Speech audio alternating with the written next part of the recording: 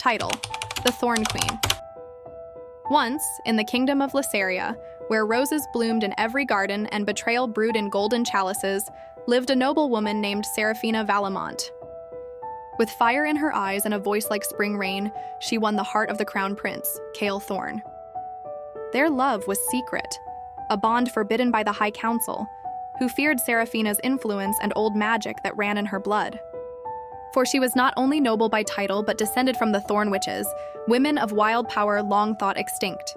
On the eve of the royal engagement, when Kael was to choose a bride from one of the kingdom's great houses, he shocked the court by naming Seraphina.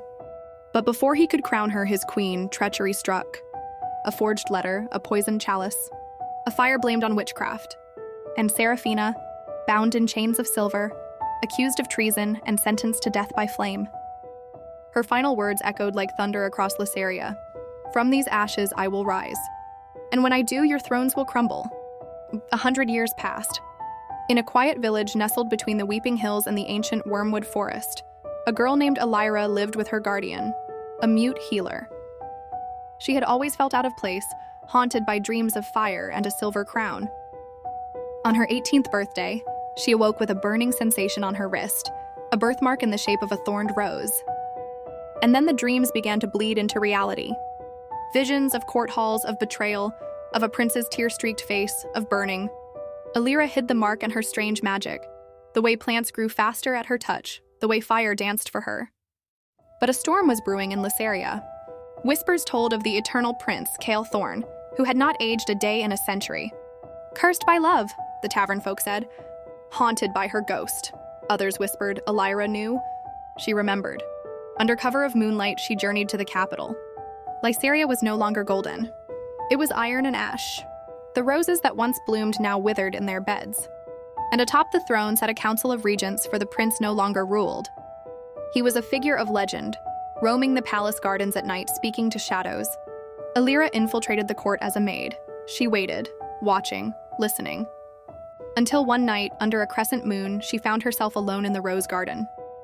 He stood there, Kael, unchanged. His eyes found hers, and in them she saw recognition. Pain, hope. "Seraphina?" he breathed. "I was," she answered. "Now I am Elira." He fell to his knees. They met in secret. He told her of the curse, how he had begged the gods to spare her, and in return was doomed to live forever with the memory of his failure.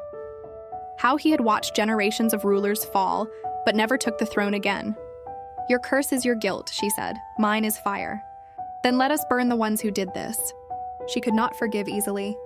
The pain, the betrayal, it clung to her bones. But when she looked into Kael's eyes, she saw the boy who had loved her still trapped inside the man time could not touch. Together, they unearthed secrets buried in the catacombs of the palace, the original decree, the poisoned letters, the names of those who framed her. Their descendants now sat in power. One by one, Elira destroyed them, not with death, but with truth. She revealed their ancestors' crimes in grand trials that shook the kingdom. She freed villages enslaved under ancient debts. She healed the land, made the roses bloom again. And the people began to whisper, "The Thorn Queen has returned." But revenge had one final chapter. The last of the traitors, Lady Varel, had long evaded justice. A sorceress who had once been Seraphina's mentor, Varel had betrayed her out of envy. She now ruled the secret order of the Crownless. Elira went to her alone. In the ruins of the old temple where she had once trained, the two witches faced each other. "You should have stayed dead," Varel hissed. "You should have stayed loyal," Elira replied. Their magic clashed, fire and ice, root and bone. The battle scorched the heavens. In the end, Elira stood victorious. She bound Varel in chains of thorns and cast her into the void, where no magic could reach. Kael watched from the palace tower as the sky lit with red fire. When Elira returned, smoke curling from her cloak, he knelt again, not in grief, but in awe. "You are no longer the girl I failed," he said. "You are the queen we need." She took his hand. "Then rise with me as my king." And so the Thorn Queen ruled Lysaria, not with cruelty or vengeance, but with wisdom forged in pain and fire. Her roses bloomed forevermore, and at her side stood Kael, the man cursed by love and freed by it too. They wrote a new story, one where the girl who burned came back to set the world alight, not in destruction, but in healing.